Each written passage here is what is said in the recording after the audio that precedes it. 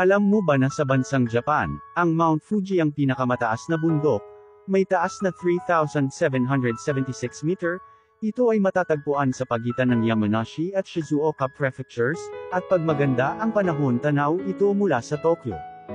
Makikita mo rin ito sa mga postcard, painting, at kahit sa pera ng Japan. Maraming tao ang pumupunta rito taon-taon, kahit mga turista mula pa sa iba't ibang bansa gusto itong masilayan. Ang iba umaakyat para sa adventure at para sa iba naman ito isang panata. Kaya dinarayo ang Mount Fuji dahil ito ay maganda, mahalaga, at espesyal para sa mga tao. Isa itong aktibong bulkan, at huling sumabog ito noong taong 1707.